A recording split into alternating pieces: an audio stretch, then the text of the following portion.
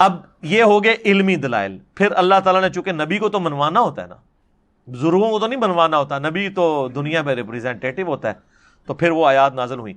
فمن حاجک فیہ من بعد ما جاءک من العلم, اس کے باوجود اگر یہ آپ سے جھگڑا کریں, باوجود اس کے کہ آپ کے پاس آ چکا ہے العلم, کیا؟ قرآن, جس میں صحیح عقیدہ بتا دیا گیا کہ عیسیٰ ابن مریم کے بارے میں کیا ہونا چاہیے.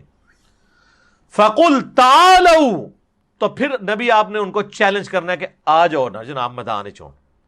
نَدْعُ أَبْنَاءَنَا وَأَبْنَاءَكُمْ, لے آؤ تم بھی اپنے بیٹوں کو, ہم بھی لے آتے ہیں اپنے بیٹوں کو. وَنِسَاءَنَا وَنِسَاءَكُمْ, تم بھی اپنی عورتیں لے آؤ, ہم بھی اپنی عورتیں لے آتے ہیں کھلے میدان میں. وَأَنفُسَنَا وَأَنفُسَكُمْ, تم خود بھی آ جاؤ, ہم بھی آ جاتے ہیں. ثُمَّ نَبْتَهِلْ, پھر ہم گڑ گڑاتے ہیں اللہ کے حضور. فَنَجْعَلْ لَعْنَةَ اللَّهِ عَلَى الْكَاذِبِينَ, اور اللہ سے دعا کرتے ہیں کہ جو جھوٹا ہے نا اسی وقت اس پہ اللہ کی لعنت نازل ہو. یہ ہے آیت مباہلہ, جو کرسچنز کے ساتھ ہوا مباہلہ. سورہ آل عمران آیت نمبر 61. تو اس آیت کے اگینسٹ اللہ تعالیٰ نے ظاہر ہے کہ وحی کے ذریعے پھر حضور کو بتایا نا کہ آپ نے لے کے کسے آنا ہے. ویسے تو بریلوی دیوبندی اہل حدیث سے مشورہ کیا جاتا تو وہ ہستیاں نہ آتی جن کو حضور لے کے گئے تھے, ظاہر ہے, کیونکہ انہوں نے کہا تھا حضور دیکھیں قرآن میں حکم ہے آپ اپنے بیٹوں کو لے آؤ, تو آپ کا تو بیٹا کوئی بھی نہیں ہے. لیکن نبی الاسلام کسے لے کے آئے؟ حسن و حسین کو. صحیح مسلم میں یہ حدیث ہے 6220 انٹرنیشنل نمبر کے مطابق, مولا علی کے فضائل والے چیپٹر میں امام مسلم نے یہ حدیث نقل کی ہے. یہ کسی تھرڈ کلاس کتاب کے اندر نہیں ہے, مین سٹریم کی کتاب کے اندر ہے. اچھا, اگلا حکم تھا وَنِسَاءَنَا وَنِسَاءَكُمْ, اپنی عورتوں کو لے آؤ, ہم بھی اپنی عورتیں لے آتے ہیں. سنیوں کے مشورے سے اگر آتا تو حضرت عائشہ آتی, حضرت حفصہ آتی, کیونکہ حضور کی عورتیں تو وہ تھیں. لیکن حضور کسے لے کے گئے؟ سیدہ فاطمہ کو. حضور نے جو فیصلہ کیا یہ آج تک سنی بیچارے ہضم نہیں کر رہے. سنی میں کہہ رہا ہوں جو 2 نمبر سنی ہے, ہمارے والے سنی نہیں, ہم تو اہل سنت منہج کو فالو کرتے ہیں. میں ان سنیوں کی بات کر رہا ہوں جو اپنے سنیت کے ٹھیکیدار بنے ہوئے ہیں. اچھا, وہ تو کہتے ہیں حضور عورتیں لکھا ہوا تو پہلا چلو ایک بیوی بھی نال لے جاؤ, کوئی بیوی ساتھ نہیں لی. 9 بیویاں کم از کم زندہ تھیں اس وقت حضور کی. حضرت ختیجہ تو فوت ہو چکی ہوئی تھی. کیونکہ یہ آیت مبالغہ والا جو واقعہ ہے یہ حضور کی وفات سے آلموسٹ آپ سمجھ لیں 1-1.5 سال پہلے کا ہے. اور پھر کہا گیا کہ آپ خود بھی آ جائیں اور یہ لوگ خود آ جائیں, تو خود نبی علیہ السلام خود چلے گئے, سیدنا علی کو بھی ساتھ لے گئے. چلے یار, بیٹے تو پورے ہو گئے تھے حسن و حسین سے, عورتیں بھی پوری ہو گئی تھی سیدہ فاطمہ سے. حضرت علی کا کیا کام تھا؟ حضرت علی تو حضور کے بیٹے بھی نہیں تھے. منہ بولے بیٹے ضرور تھے کہ پرورش کی تھی, لیکن بیٹے تو نہیں تھے. لیکن آپ کی چونکہ آل آپ سے چلنی تھی اہل بیت, اس لیے حضرت علی کو یہ پروٹوکول ملا. نمبر 2, حضرت علی حضور کا نفس بھی تھے. صحیح بخاری میں حدیث ہے, علی مجھ سے ہے میں علی سے ہوں. یہ بہت شان والی ہے. حضرت حسین علیہ السلام کے بارے میں بھی ہے, الحسین منی وانا من الحسین. آیت مباہلہ میں یہ جو فضیلت ہے سیدنا حسن حسین اور سیدہ فاطمہ کی اور مولا علی کی, کہ حضور علیہ السلام قرآن کے حکم کے تحت ہم سے مشورہ کیے بغیر, تو آپ کیا سمجھتے ہیں کہ اللہ سے بھی مشورہ نہیں ہوا؟ حضور علیہ السلام نے جو ایکٹیویٹی پرفارم کی ہے وہ اللہ کی وحی سے کی ہے, اور اگر یہ اپنے اجتہاد سے بھی کی ہے تب بھی چونکہ بعد میں اللہ نے نہیں ٹوکا تو وہ وحی کا حصہ ہی ہو گئی کہ اللہ کی مرضی بھی اسی میں سے تھی. تو یہ 5 تن پاک کا کانسیپٹ پھر اسی سے ہم لیتے ہیں. سیدنا حسن، حسین، فاطمہ اور علی اور نبی علیہ السلام ساتھ. ایک تو الگ سے حدیث ہے جو ام عائشہ نے روایت کی ہے سلام اللہ علیہا، وہ بھی صحیح مسلم میں ہے. وہ کہتی ہیں کہ ایک دن حضور اپنے گھر سے اس حال میں برآمد ہوئے کہ آپ نے کالی چادر اوڑھی ہوئی تھی جس کے اوپر نقش و نگار بنے ہوئے تھے ہنڈیا کی اور اونٹ کے کجاموں کی شکل کے. تو اما عائشہ کہتی ہیں میں نے دیکھا کہ اتنے میں سیدنا حسن آئے تو حضور نے اپنی چادر کے نیچے انہیں لے لیا، پھر حسین آئے ان کو بھی لیا، پھر سیدہ فاطمہ آئی پھر ان کو بھی لیا، پھر حضرت علی آ گئے ان کو بھی لیا.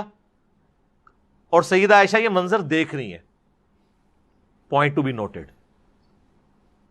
اور حضور ایک چادر کے نیچے اپنے سارے اس خاندان کو لے کے آپ نے کہا اللہم ہؤلاء اہل بیتی، اے اللہ یہ ہیں میرے اہل بیت.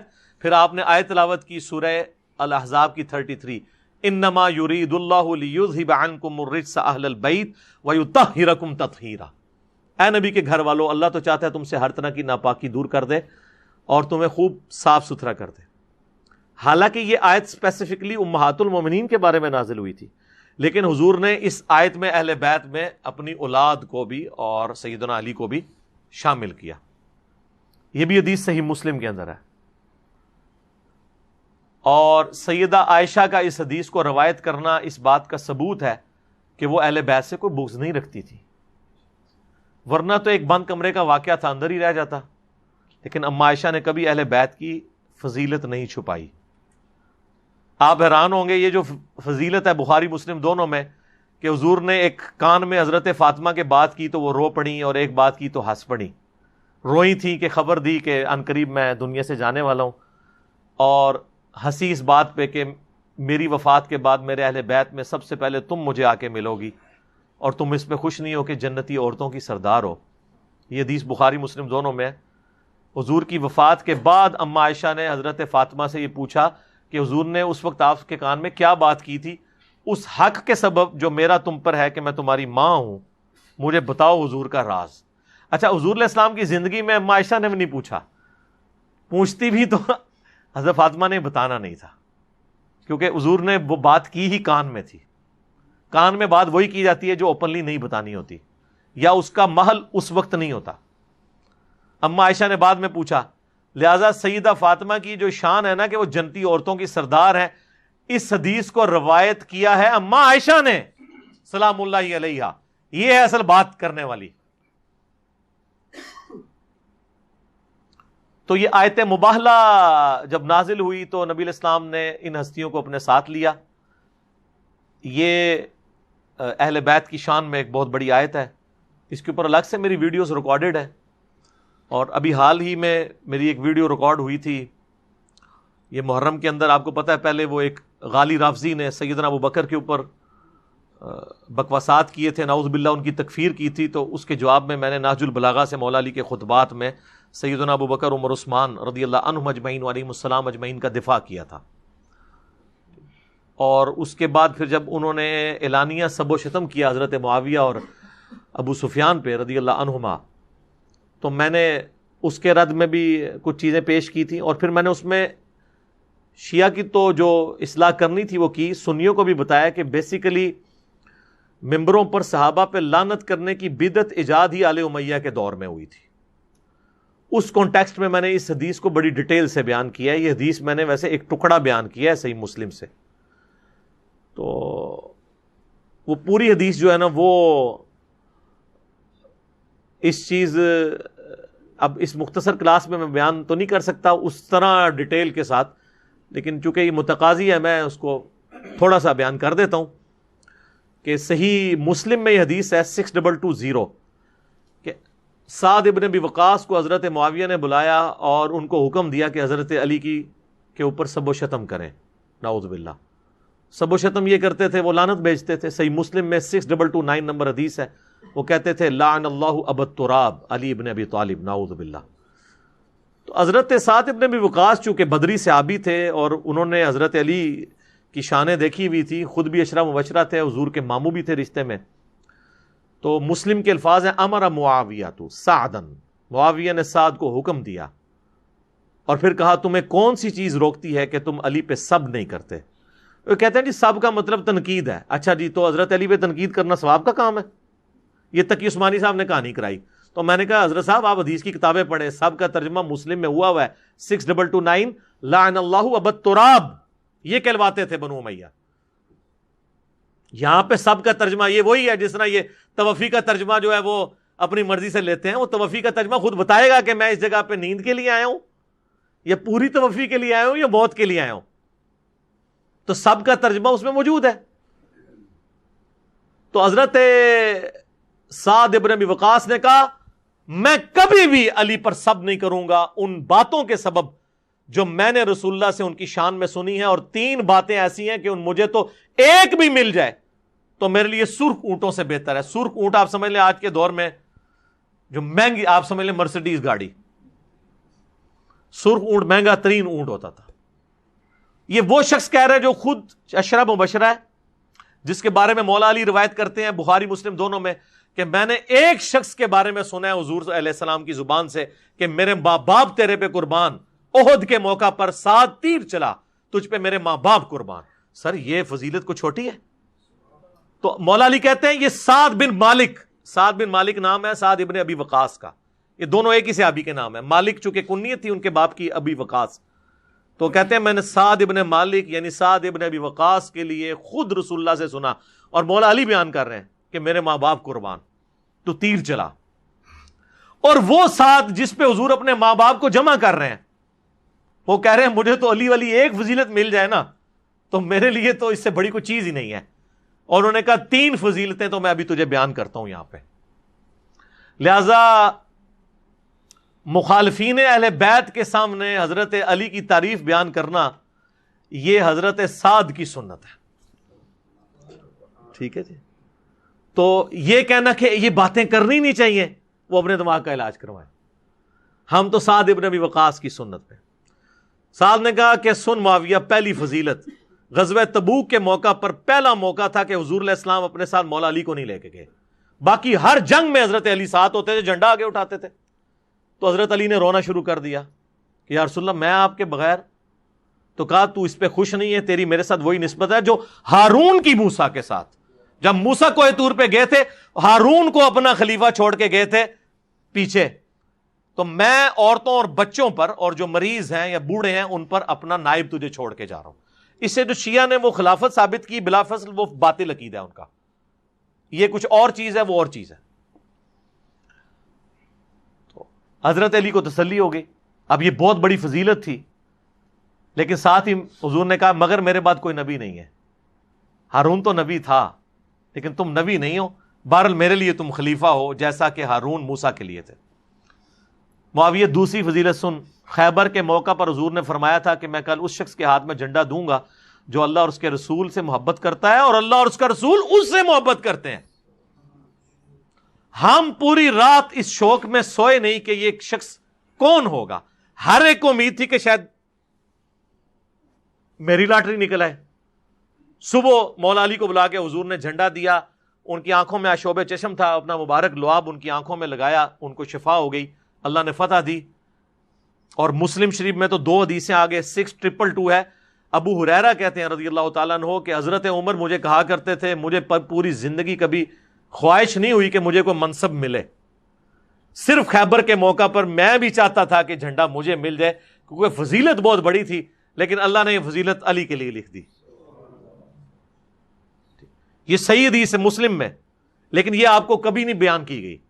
آپ کو ایک جعلی روایت بیان کی گئی ہے تاریخ بغداد سے اور دلائل النبوہ سے کہ حضرت عمر کہتے تھے کہ مجھے غار ثور کی 1 رات کی نیکی مل جائے ابو بکر کی, اور پوری زندگی کی میری نیکیاں لے لے. اس حدیث کو شیخ البانی, شیخ زبیلی زئی, پرانے سارے علماء کہتے ہیں یہ فیبریکیٹڈ جعلی گھڑی ہوئی حدیث ہے, ضعیف بھی نہیں ہے, موضوع حدیث ہے, وضع کی گئی. اور وضع کی گئی تھی اسی کے اگینسٹ, مسلم کے اگینسٹ, اور ایسی وضع کی کہ اللہ کے فضل سے وہ تو سنیو کہ بچے بچے کو رٹ گئی, جو کسی مین کتاب میں بھی نہیں تھی, دلائل النبوہ میں, اور جو مسلم شریف میں تھی کہ حضرت عمر کہتے ہیں مجھے علی پر رشک ہے کہ خیبر پہ میں رہ گیا, علی کو جھنڈا مل گیا. وہ کسی سنی کے مولوی کو بھی نہیں پتا. انجینئر صاحب بتاتے ہیں کیوں, کیونکہ نام ہے بابی, نام ہے بابی, میں ہوں مسلم, علمی کتاب, اور یہ ہے کتابی بات. مرنے سے پہلے اے مسلمان کر لے اس پہ غور، کتابوں کا خدا اور ہے، بابوں کا خدا اور، کتابوں کا دین اور ہے، بابوں کا دین اور کتابوں کا جہاں اور ہے اور بابوں کا جہاں اور۔ تو اور تیسری فضیلت سن، جب آیت مباہلہ نازل ہوئی نجران کے عیسائیوں کے اگینسٹ، سورہ آل عمران آیت نمبر 61 جو آج ہم نے کور کی، تو حضور علیہ السلام نے حسن، حسین، فاطمہ اور مولا علی کو لیا اور کہا اللہم ہؤلاء اہل بیتی، اے اللہ یہ میں اپنے اہل بیت لے کے آیا ہوں۔ بہرحال وہ عیسائیوں کی خوش قسمتی کہ وہ مبالہ ہوا ہی نہیں، وہ بھاگ گئے، ان کو نظر آ گیا تھا کہ ہمارا جرموک تک بات جانی ہی نہیں تھی، وہیں کام الٹ جانا تھا۔ بہرحال وہ اللہ کی حکمت۔ تو اس موقع پر انہوں نے حضرت معاویہ کو بتایا کہ یہ تیسری فضیلت آیت مباہلہ والی علی کو حاصل ہے، میں علی کے بارے میں کبھی کوئی برے الفاظ نہیں استعمال کروں گا۔ اسی حدیث کی ایک سند جو ہے وہ سنن نسائی الکبریٰ کا جو چیپٹر ہے خصائص علی، اس میں موجود ہے، اس میں آگے الفاظ ہیں، ان کا بیٹا کہتا ہے، بالکل ہی مسلم کی سند پہ ہے وہ حدیث، کہ جتنے دن حضرت معاویہ مدینہ رہے نا، دوبارہ انہوں نے حضرت علی کے بارے میں کوئی نیگیٹو جملہ اپنی زبان سے نہیں نکالا۔ وہ ڈر گئے بھی، حضرت سعد نے ڈانٹ پلا دی کہ بھئی علی کے بارے میں بات بھی نہیں کرنی تم نے۔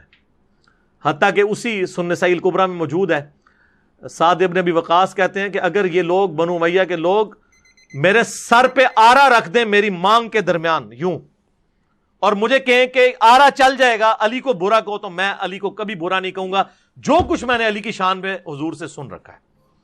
سبحان اللہ۔ صلاۃ بر محمد وآل محمد، اللہم صلی علی محمد وعلی آل محمد۔ باقی میں نے بہت کچھ ریکارڈ کروا دیا ہے، وہ آج پوری دنیا میں علی علی ہو رہی ہے، اور پوری دنیا میں حق چار یار کی آواز بلند ہو رہی ہے، اور بنو امیہ کو لوگ کنڈیم کر رہے ہیں اللہ کے فضل سے۔ تو اب سنیں، اللہ کا فتح